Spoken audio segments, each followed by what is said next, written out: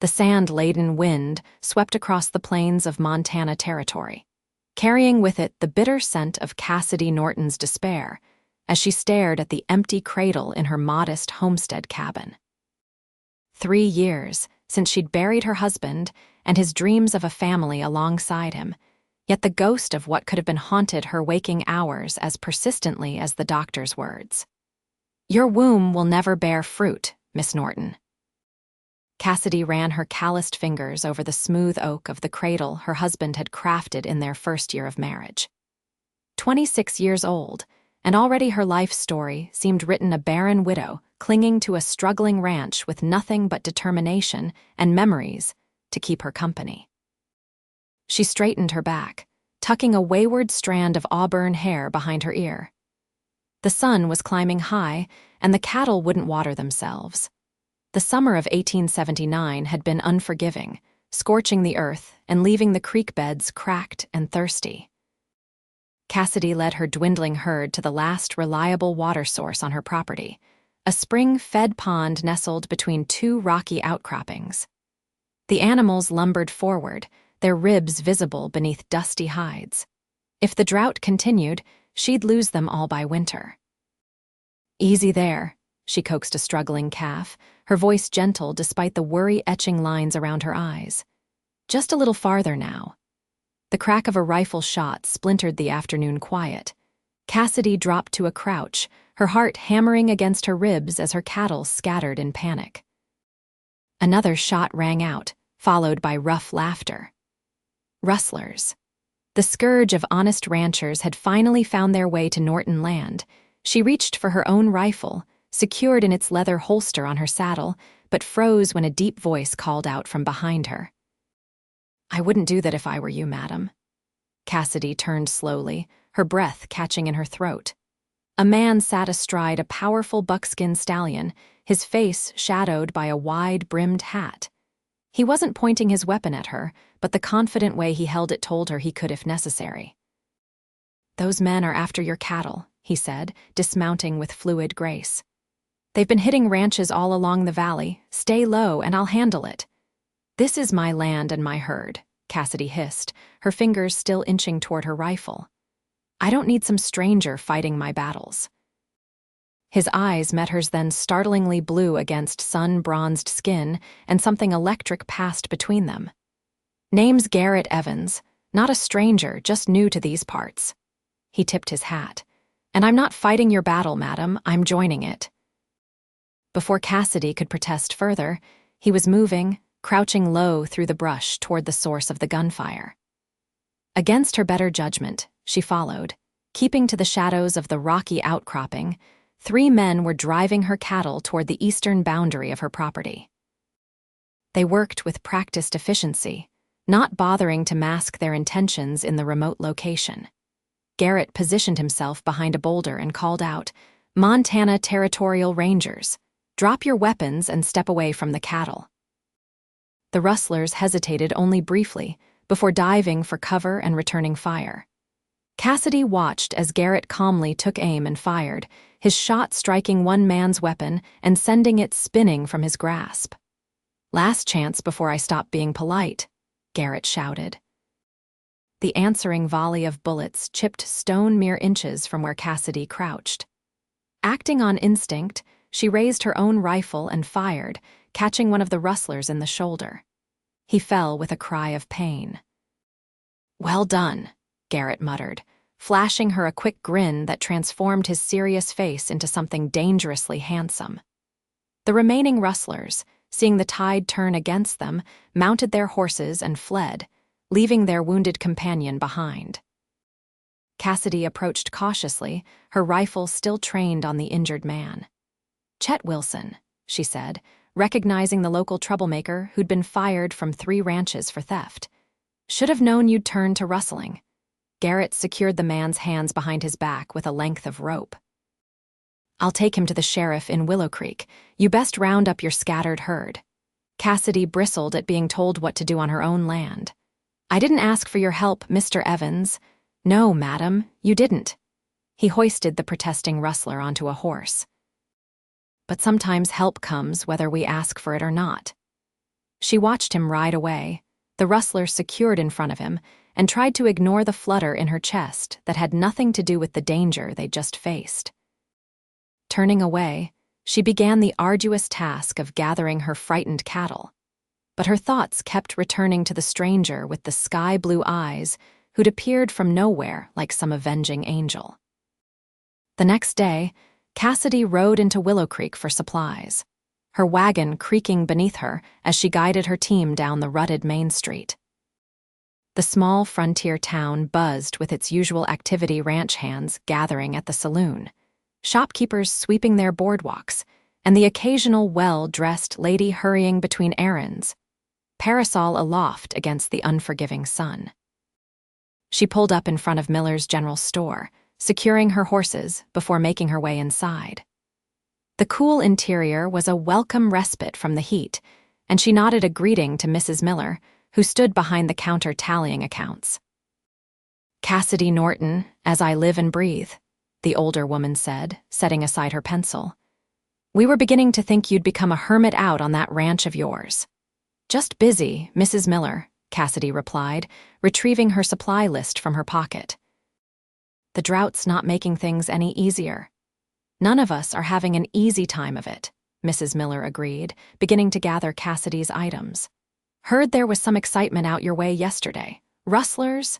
Cassidy paused in examining a bolt of fabric. News traveled fast in Willow Creek.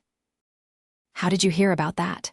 "That new ranger brought one in, all trussed up like a Thanksgiving turkey. Said there were 2 more that got away after trying to steal from the Norton place." Mrs. Miller's eyes gleamed with the satisfaction of sharing fresh gossip. "Handsome fellow, that ranger." "Single, too, from what I gather." "I didn't notice," Cassidy lied, feeling heat rise to her cheeks.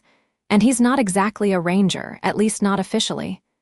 The bell above the door jingled, and Cassidy turned to find herself face to face with the very subject of their conversation. Garrett Evans looked different in the daylight, younger than she'd initially thought.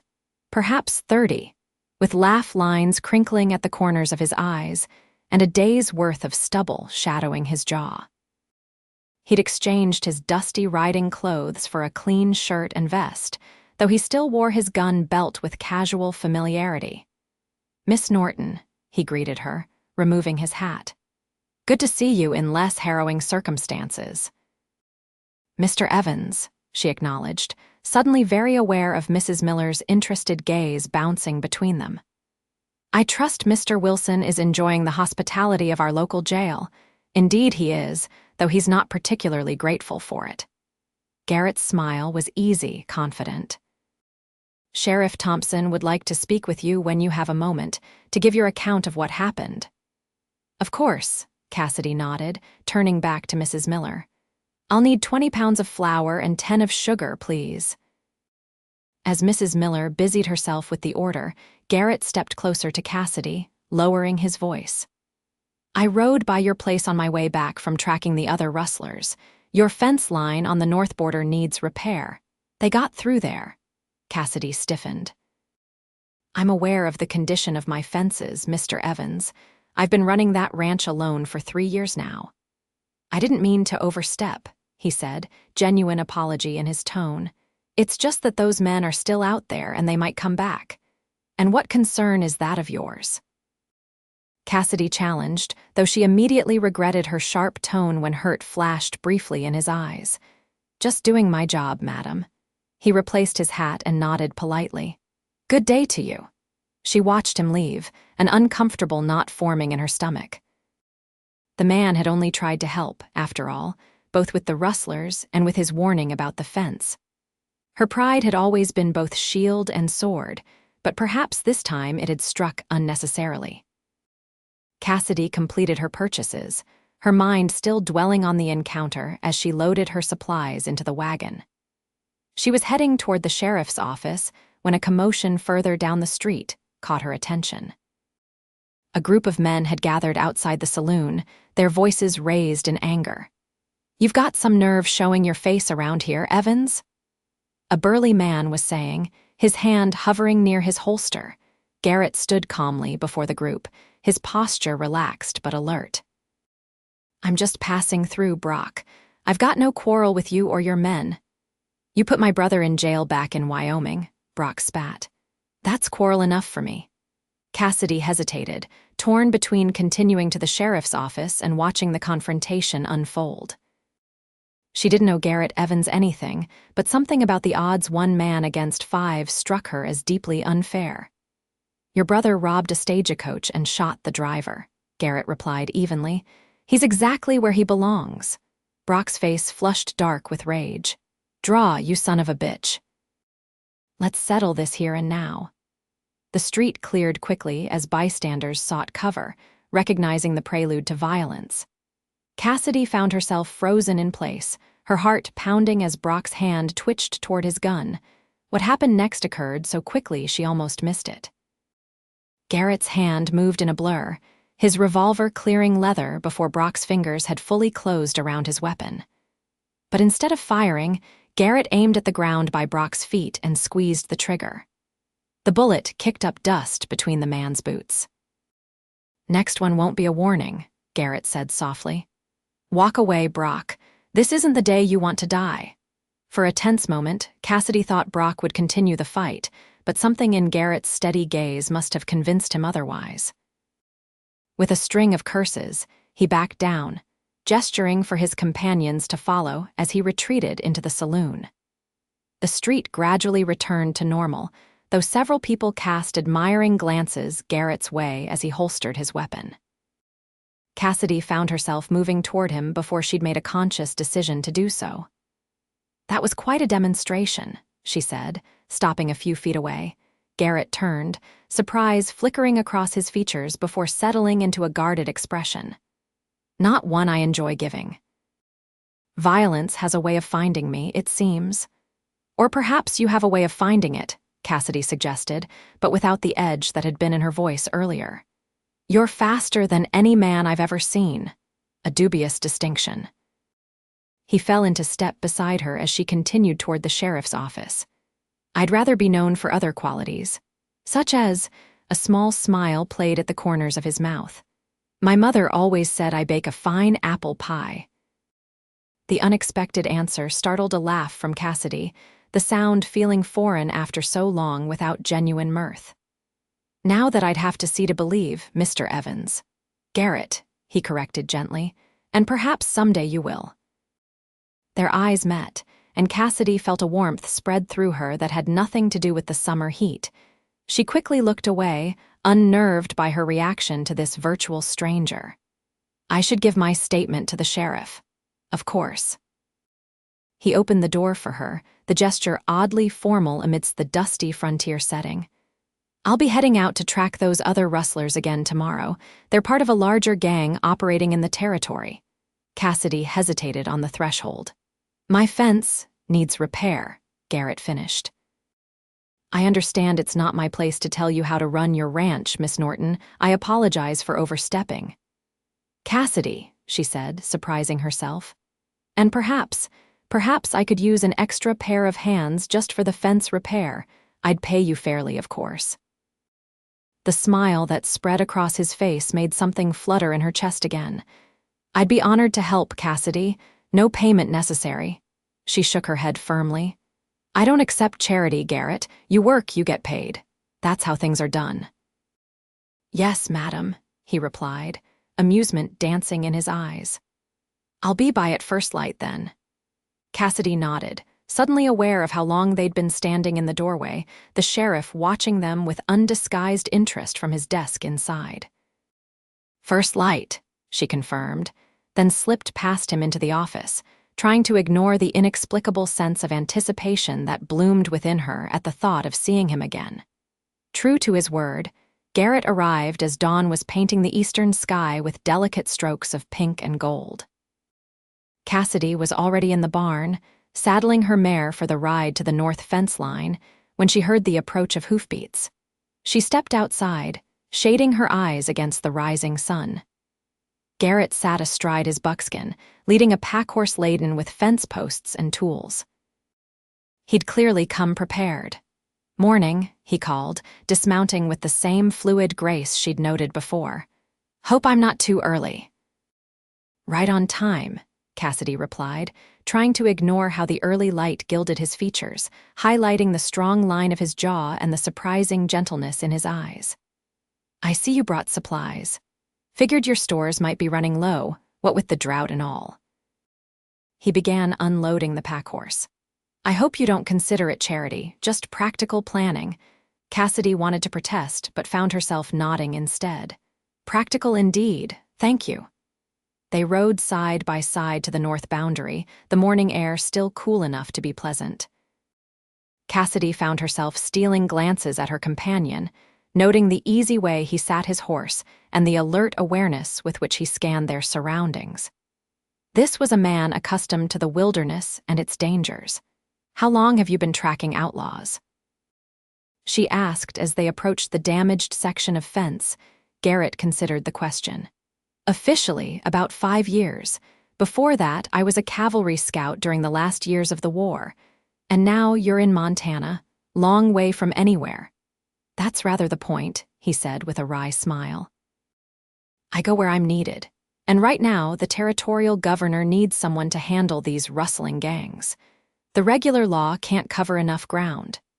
They dismounted near the broken fence, and Cassidy assessed the damage with a practiced eye.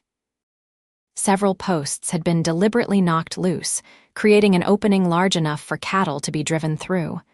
The work of repairing it would take most of the day. Your husband built this fence? Garrett asked as he unloaded the new posts. Cassidy nodded, a familiar pang of grief squeezing her heart. Thomas was good with his hands, built most of this place himself. He did fine work, Garrett observed, running his hand along a weathered but still sturdy rail. Must have been a good man. He was. Cassidy picked up a shovel, focusing on the task ahead rather than the memories threatening to overwhelm her. He had dreams of filling this land with children, a whole brood of little Nortons running wild on the frontier. She hadn't meant to share something so personal, and the words hung in the air between them. Garrett didn't press, just nodded and began digging the first post hole. They worked in companionable silence for a time, falling into an efficient rhythm. Cassidy found herself appreciating Garrett's quiet competence and the way he respected her abilities without question, treating her as a partner in the work rather than someone to be protected or guided. By midday, they had replaced 3 posts and were making good progress on securing the rails. The sun beat down mercilessly, and Cassidy wiped sweat from her brow with her sleeve. Time for a break, I think, Garrett suggested, reaching for the canteen tied to his saddle. He offered it to her first, another small courtesy that she found oddly touching. They settled in the sparse shade of a lone cottonwood tree, sharing water and the bread and cheese Cassidy had packed. The simple meal took on a pleasant quality in the open air, with the vast Montana sky stretching endlessly above them. You never married? Cassidy asked, curiosity getting the better of her usual reserve. Garrett shook his head. Hard to ask a woman to tie herself to a man who's never in one place long enough to put down roots. Have you ever wanted to? Put down roots, I mean. He was quiet for a moment, his gaze distant. There was a time I thought I might. Had a piece of land picked out in Colorado, even started building a cabin. A shadow crossed his face. Then the war came, and after that, well, the man who went to war wasn't the same one who came back. Cassidy understood that particular truth all too well. Thomas had returned from fighting changed in ways she couldn't quite reach, carrying ghosts in his eyes that never fully disappeared until the fever took him 3 years ago. The war has a way of stealing pieces of people, she said softly. Garrett looked at her then, really looked at her, as if seeing past the stubborn rancher to the woman beneath. Yes, he agreed, but sometimes I think it's possible to find those pieces again, or maybe forge new ones to take their place. Their eyes held for a long moment, something unspoken passing between them that made Cassidy's breath catch. She looked away first, uncomfortable with the intensity of her reaction to this man she barely knew. We should get back to work, she said, rising quickly. Still plenty of daylight left. They returned to the fence, but something had shifted in the atmosphere between them. Cassidy found herself more aware of Garrett's movements, the play of muscles beneath his shirt as he lifted heavy posts, the careful precision of his hands as he secured rails. There was a grace to him that belied his dangerous profession, a gentleness that seemed at odds with the quick-draw display she'd witnessed in town. Late afternoon found them completing the repairs, the fence once again a solid barrier against intruders both human and animal. Cassidy stepped back to survey their work with satisfaction. Should hold against anything short of a stampede now, she declared. Garrett nodded his agreement, wiping dust from his hands. Your cattle will be safe enough, though I'd still keep an eye out for those rustlers. Men like that don't give up easily. I've handled worse, Cassidy assured him, though the memory of the gunfire and her momentary fear made her less confident than she sounded. I don't doubt it. Garrett's smile held genuine admiration. You're quite the woman, Cassidy Norton. The compliment, simply stated but heartfelt, brought unexpected warmth to her cheeks. Just doing what needs doing, she deflected, busying herself with gathering their tools. They rode back to the homestead as the sun began its descent toward the western mountains, painting the landscape in rich golds and ambers. The comfortable silence between them felt like a conversation in itself, filled with things neither was quite ready to say aloud. As they approached the cabin, Cassidy found herself reluctant for the day to end. Would you stay for supper? She asked, the invitation surprising even herself. Least I can do after all your help today. Garrett's expression brightened. I'd be honored, though I should warn you I've got a healthy appetite after a day's work. I think I can manage to feed one hungry cowboy, Cassidy replied with a small smile. I may live alone, but I haven't forgotten how to cook for company. Inside the cabin, Cassidy busied herself at the stove while Garrett built up the fire in the hearth. The domestic scene struck her as oddly natural, as if they had fallen into these roles many times before. She pushed the thought aside, focusing instead on preparing a simple but hearty meal of rabbit stew and cornbread. This is delicious, Garrett praised after his first bite, his appreciation evident and unfeigned. Been a long while since I've had a home-cooked meal this good. Trail food gets tiresome, I imagine, Cassidy said, pleased despite herself at his enjoyment. That's putting it mildly. Beans and bacon lose their charm after the 100th meal or so. He glanced around the cabin, taking in the neat, modest furnishings and the personal touches that made it a home. His gaze lingered on the cradle in the corner, a question in his eyes that he didn't voice. Cassidy followed his look and felt the familiar ache in her chest. Thomas made that in our first year of marriage. He was so certain we'd fill it someday. She hadn't meant to broach the subject again, but found herself continuing. After 3 years with no child, we went to the doctor in Helena. He told me I would never bear children. Something wrong with my womb, he said. Thomas took it hard, but he never blamed me. I'm sorry, Garrett said quietly. That must have been difficult for both of you. It was. Cassidy traced a pattern on the wooden table with her fingertip. Sometimes I think that's why Thomas worked himself so hard, building this place, trying to create something lasting since we couldn't have children to carry on after us. He succeeded, Garrett observed. This is a fine ranch, and you've kept it going against considerable odds. For now, Cassidy acknowledged.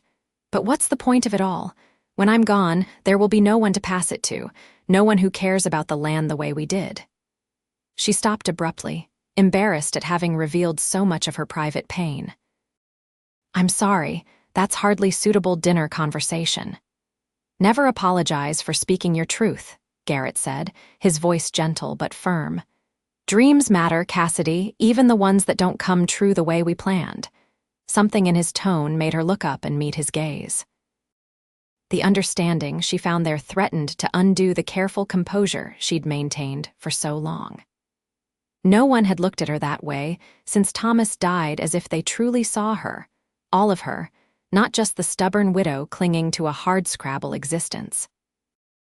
The moment stretched between them, charged with possibilities neither was ready to name. Finally, Cassidy cleared her throat and rose to gather the dishes. "It's getting late. You have a long ride back to town." Garrett stood as well, helping her clear the table. "Actually, I was planning to camp nearby tonight. Those rustlers might return, and I'd feel better knowing someone was keeping watch." "That's not necessary," Cassidy protested, though part of her was relieved at the thought of him being close by. "I've got my rifle and I'm a light sleeper." "I've no doubt you can handle yourself," Garrett assured her. "But humor me. I've been tracking these men for weeks, and they're more dangerous than your average cattle thieves." Cassidy hesitated, torn between her pride and her practical nature. "There's a lean-to behind the barn," she said finally. "It's not much, but it's better than sleeping on the ground." "More luxury than I'm accustomed to," Garrett replied with a smile. "Thank you, Cassidy." They finished cleaning up in companionable silence. And when Garrett finally took his leave for the night, Cassidy found herself standing in her doorway, watching his retreating figure long after he'd disappeared into the darkness. That night, for the first time in years, she dreamt not of what she had lost, but of possibilities she had never dared to consider. The following weeks brought changes to Cassidy's solitary routine. Garrett continued his pursuit of the rustling gang, but he made a point of stopping by the Norton ranch every few days always, with some practical reason that neither of them entirely believed.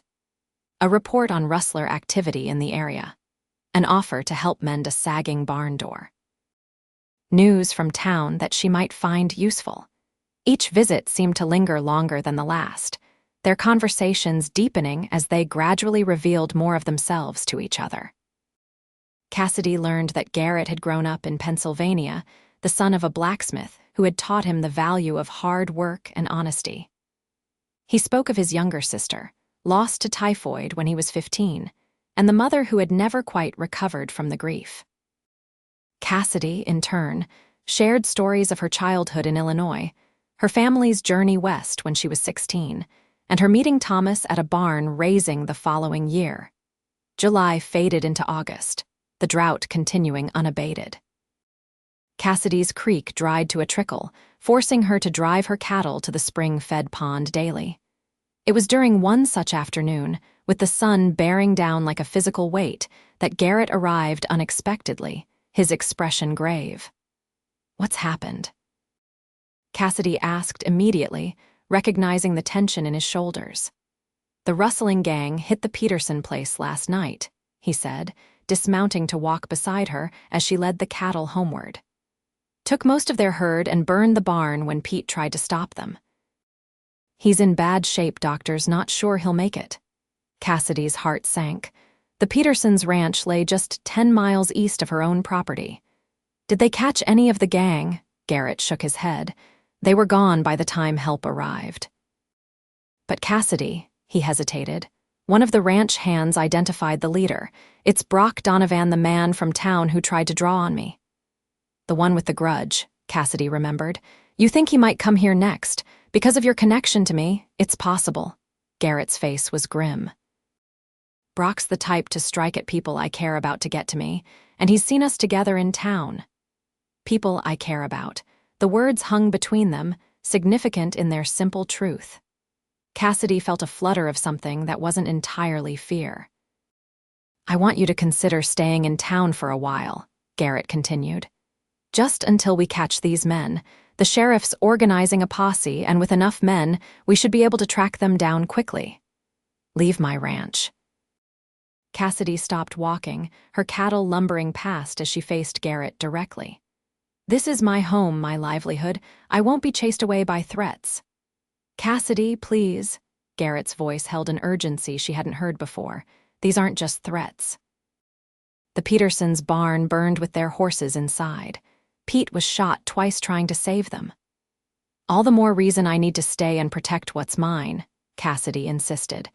"I appreciate your concern, Garrett, truly, but I can't abandon everything Thomas and I built together." Frustration flickered across Garrett's face, quickly replaced by resignation. "Then at least let me stay here at night. During the day, I'll ride with the posse, but evenings and nights, I can keep watch. Cassidy wanted to refuse, to prove she needed no protection, but the memory of gunfire and the image of the Peterson barn in flames gave her pause. "You do that. Split your time that way." "In a heartbeat," Garrett replied without hesitation. The intensity in his blue eyes made her breath catch. "Your safety matters to me, Cassidy, more than I have any right to claim." The admission, so quietly spoken, seemed to change the very air between them. Cassidy found herself taking a step closer to him, drawn by something beyond her control. "Why?" she asked softly. "Why does it matter so much?" Garrett's gaze never wavered. "I think you know."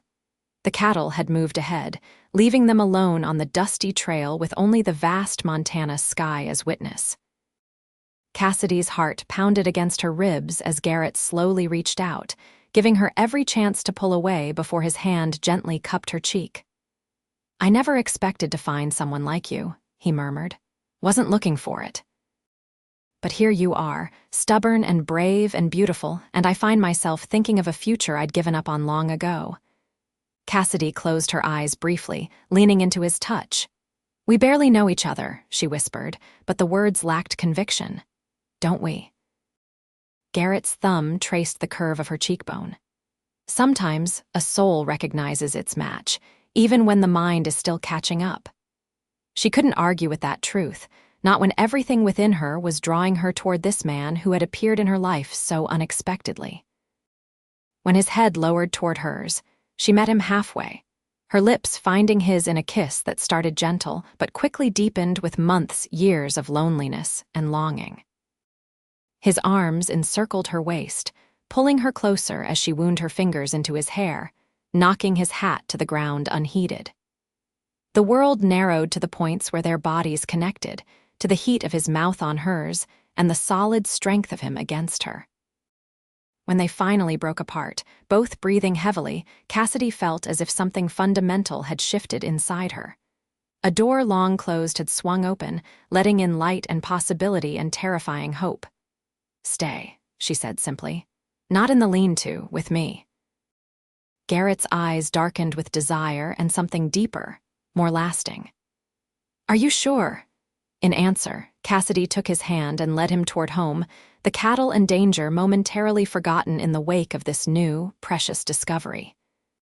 That night, in the bed she had shared with Thomas, and then alone for so long, Cassidy found herself reborn in Garrett's arms. Their lovemaking was tender and passionate by turns, a revelation of desire too long denied and feelings too new to fully name. Afterward, as they lay tangled together with moonlight streaming through the window, Cassidy felt a peace she had thought forever lost to her. "I never thought I'd feel this way again," she confessed, her head resting on Garrett's chest, his heartbeat steady beneath her ear. "After Thomas died, I closed that part of myself off. It hurt too much to want things I couldn't have."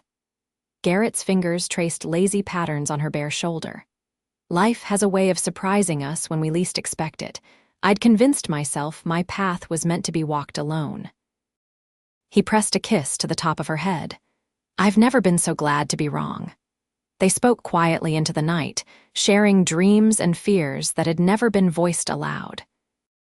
Garrett admitted his weariness with the constant travel and danger of his work, his growing desire for a place to call his own. Cassidy revealed her fear of being truly alone as she aged, of the ranch falling to strangers who wouldn't love it as she did. "I should go with the posse tomorrow," Garrett said as dawn approached. "The sooner we catch Brock and his gang, the sooner this threat will be over." Cassidy nodded against his chest, not wanting to think about him riding into danger but understanding the necessity. "Be careful," she murmured. "You have something to come back to now." His arms tightened around her. The best reason a man could have. Morning came too quickly, the spell of their night together broken by the practical demands of the day. Garrett rode out after breakfast, promising to return by nightfall.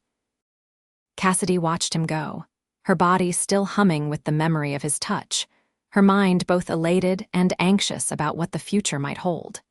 She threw herself into her chores with unusual vigor, as if physical activity could keep worry at bay. By mid-afternoon, clouds had gathered on the horizon, the first promising sign of rain in months. Cassidy paused in her work to watch the distant lightning, sending up a silent prayer for the blessed relief of moisture. The first fat raindrops began to fall as she finished securing the chicken coop. Within minutes, the sky opened in a deluge that had her running for the shelter of the cabin, laughing with joy at the soaking. Thunder rolled across the valley as she stood on her porch, watching the parched earth drink in the life-giving water. So focused was she on the miracle of rain that she didn't notice the riders approaching until they were nearly upon her property. 5 men, their faces obscured by bandanas pulled up to their eyes, moving with purpose toward her cabin. Cassidy's blood ran cold as she recognized the lead rider's distinctive sorrel horse. Brock Donovan had come calling after all, and Garrett was miles away with the posse. She ducked inside, grabbing her rifle from its place by the door. Her hands were steady as she checked the ammunition, her mind racing through options. She could make a stand in the cabin, but if they set fire to it as they had the Petersons' barn, she'd be trapped. The rain might prevent that particular danger, but she couldn't count on it. The barn, with its multiple exits and better vantage points, would be a better defensive position, if she could reach it unseen. A pounding on her door interrupted her planning. "Come out, Mrs. Norton," Brock's voice carried easily over the rain. "We just want to talk."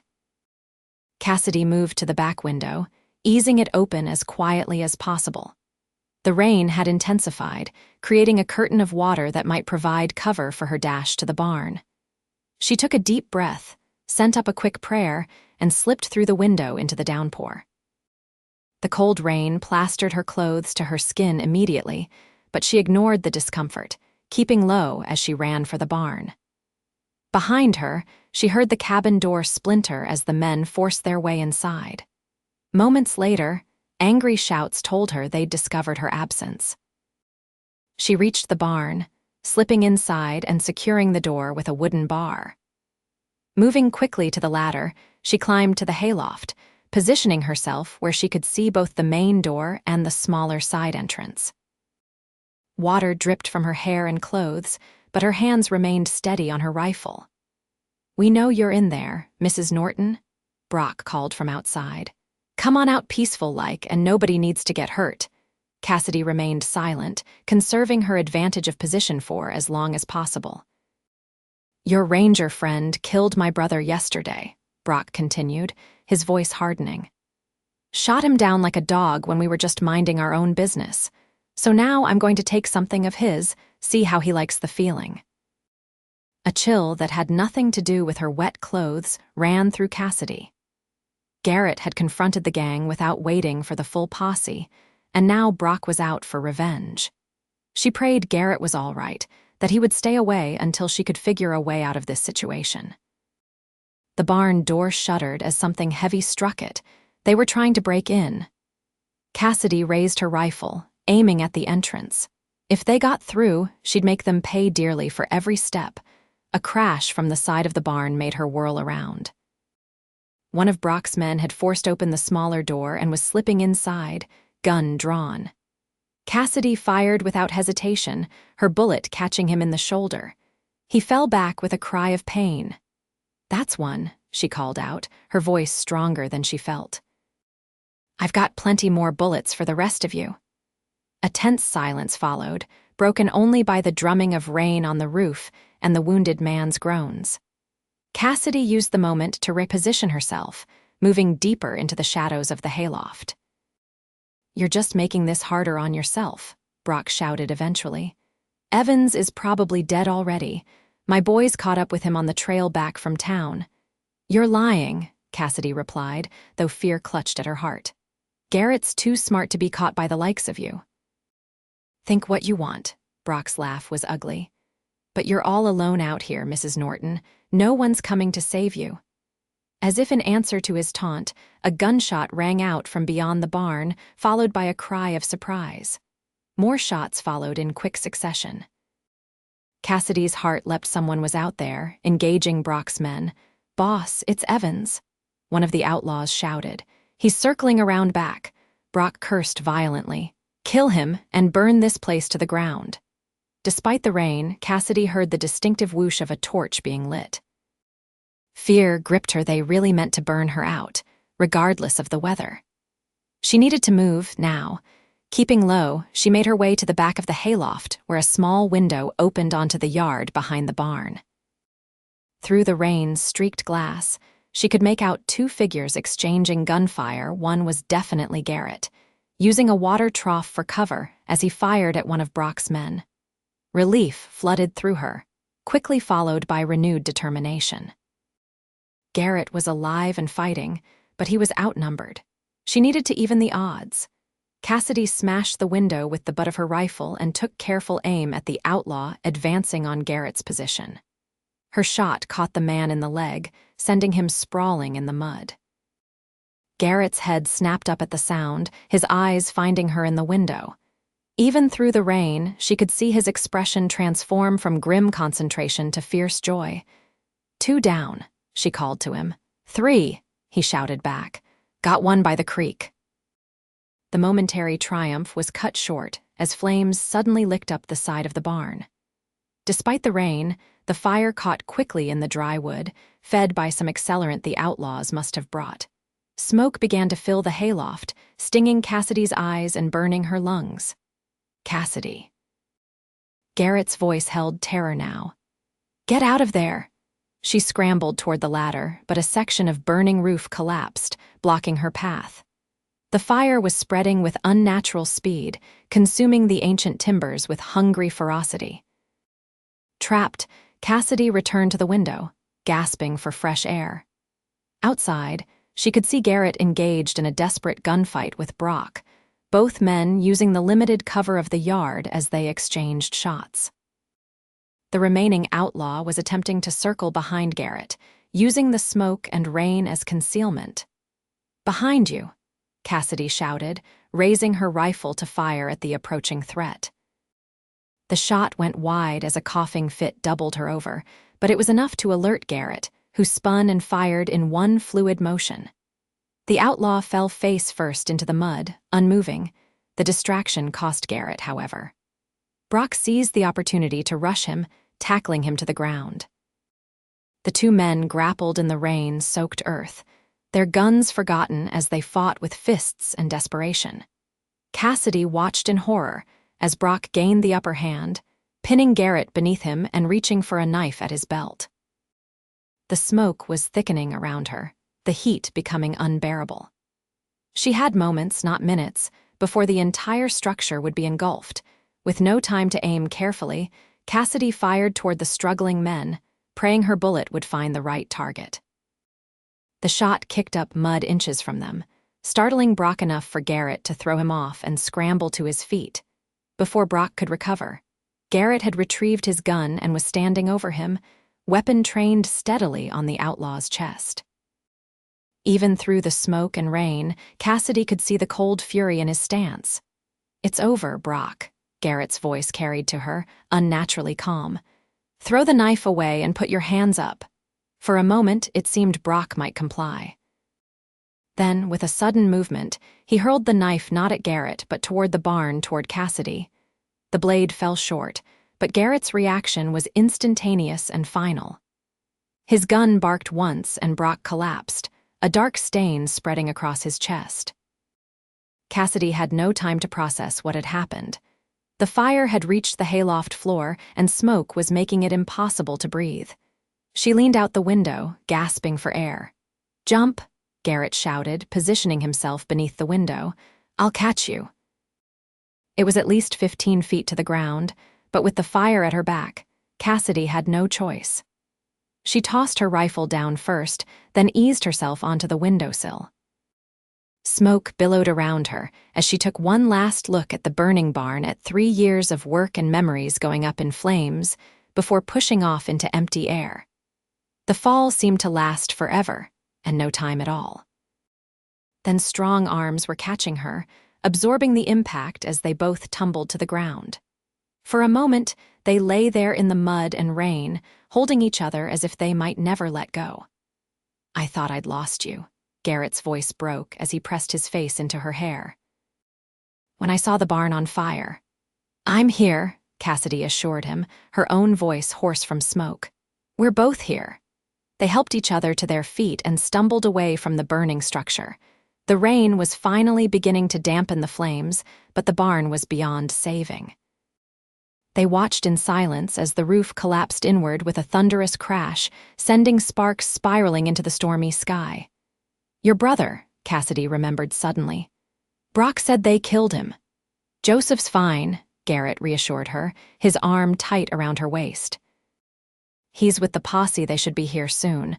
Brock was trying to rattle you. Relief made Cassidy's knees weak. How did you know to come back? To be ready for them? We caught one of the gang this morning, and he warned us Brock was planning something against you. Garrett's jaw tightened. I rode ahead while the others gathered more men. Thank God I did.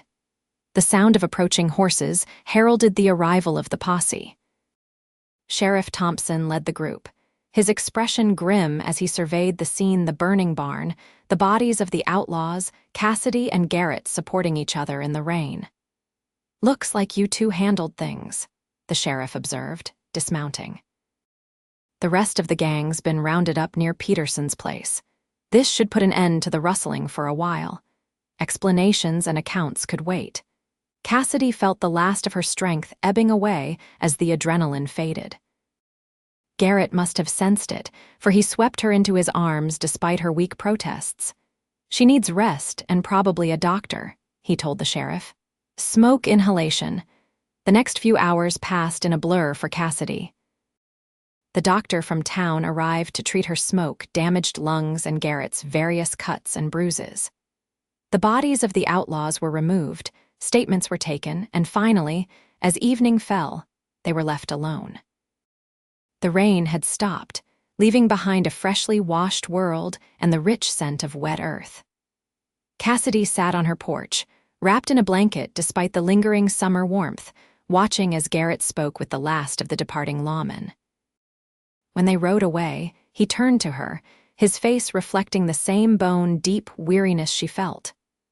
The sheriff says they'll send some men to help rebuild the barn, he told her, settling beside her on the porch step. The whole town's talking about how you stood your ground against Brock's gang. I didn't have much choice, Cassidy replied, leaning against his solid warmth. But I'm not sure I can rebuild again, Garrett. The drought, the rustlers, it feels like the land itself is telling me it's time to move on. Garrett was quiet for a long moment, his arm around her shoulders. What if you didn't have to do it alone? He finally asked, his voice soft but certain. Cassidy lifted her head to look at him, finding his blue eyes serious and intent upon her face. What are you saying? I'm saying I love you, Cassidy Norton. The words, so simply stated, filled the space between them with infinite possibility. I'm saying I want to build a life with you, whether it's here or somewhere new. I'm tired of wandering, and my heart knows where it belongs now. Tears welled in Cassidy's eyes, unexpected and overwhelming. Garrett, we've known each other such a short time. Long enough for me to know what I want, he countered gently. Long enough for me to understand that some chances don't come twice in a lifetime. He took her hand in his thumb tracing circles on her palm. I'm not asking for an answer tonight, just telling you that whenever you're ready, if you'll have me, I'm yours. Cassidy thought of all the nights she'd spent alone in her empty house, of the cradle that would never be filled, of the future stretching before her solitary and predetermined. Then she thought of Garrett, his quiet strength, his unwavering support, the way he looked at her as if she were precious beyond measure. I love you too, she whispered, the words feeling right, feeling true in a way little had since Thomas died. And yes, I'll have you, Garrett Evans. Today, tomorrow, for as long as we're given. His smile was like sunrise breaking across his face. He leaned forward, capturing her lips in a kiss that promised forever, and Cassidy knew with absolute certainty that whatever the future held, they would face it together. They were married 2 weeks later in the small church in Willow Creek, with half the town turning out to witness the union of the widow Norton and the ranger who had brought down the rustling gang. Mrs. Miller cried openly during the ceremony, later telling anyone who would listen that she'd known from the first moment she saw them together that they were destined for each other. With the reward money for Brock's gang and Garrett's savings, they decided to keep the Norton ranch but build anew. The barn rose again before the first snow fell, the community coming together to raise the structure in the time-honored tradition of the frontier. The new cabin, larger and sturdier than the original, took shape more slowly, with Garrett working on it whenever he wasn't tending to ranch business. As winter settled over Montana, bringing with it short days and long, intimate nights, Cassidy found herself experiencing changes she hadn't expected. Morning sickness that left her pale and shaky. A tenderness in her breasts that had nothing to do with Garrett's attentions, welcome as those were. A bone-deep fatigue that overtook her by mid-afternoon. She said nothing at first, afraid to hope, to believe in what seemed impossible. The doctor in Helena had been so certain, so clinical in his assessment of her barrenness. But as the weeks passed and the symptoms continued, she could no longer deny the possibility. On Christmas morning, with snow falling softly outside their window and Garrett still sleeping beside her, Cassidy placed her hand on her stomach and felt the slightest swell there firm and real and miraculous. Tears slipped down her cheeks as she turned to wake her husband to share the gift they had been given against all odds. "Garrett," she whispered, touching his face gently. "Wake up." He stirred, blue eyes opening to find hers, immediately alert at the sight of her tears. "What is it? What's wrong?" "Nothing's wrong," she assured him, taking his hand and guiding it to rest on her belly. "Everything's right, in a way I never thought possible." Confusion gave way to dawning comprehension as he felt the subtle change in her body. "Cassidy, are you?" She nodded, joy making it impossible to speak for a moment. "The doctor said I couldn't, that I would never, but it seems he was wrong." Garrett's expression transformed, wonder and love and fierce protectiveness all mingling as he gathered her into his arms. "A baby," he breathed against her hair. "Our baby. A miracle," Cassidy agreed, feeling for the first time that the word was not too grand for what was happening within her body. Their child was born the following summer, a daughter with her father's blue eyes and her mother's auburn hair.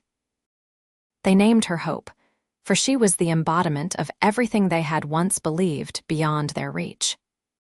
As Cassidy held her daughter to her breast for the first time, Garrett sitting beside them with tears tracking unashamedly down his face, she knew that the journey that had brought them to this moment, with all its pain and loss and unexpected joy, had been worth every step. 2 years later, they welcomed a son, Thomas Garrett Evans, named for the man who had built the cradle that finally, improbably, held the children of Cassidy's heart. And when visitors remarked on the Norton Evans Ranch, with its thriving herds and fertile fields, its sturdy buildings and the sound of children's laughter carried on the Montana wind, Cassidy would look at Garrett and share a private smile. For they knew what others did not, that the greatest cattle drive in the territory had nothing on the journey of 2 wounded souls finding each other against impossible odds. That the most valuable treasure wasn't gold in the streams, but love that could heal what once seemed broken beyond repair. That sometimes, when you least expect it, life offers second chances more precious than anything you dared to dream. And on quiet evenings, when the children were finally asleep, and they sat together on their porch watching the stars emerge above the vast Montana sky, Garrett would take Cassidy's hand in his, pressing a kiss to her palm as he had that first night. "Did you ever think," he would ask, his voice still filled with wonder after all this time, "that one kiss could change everything?" And Cassidy, leaning her head against the shoulder of the man who had given her not just children but a future filled with purpose and joy, would smile and answer truthfully, "Not until it did."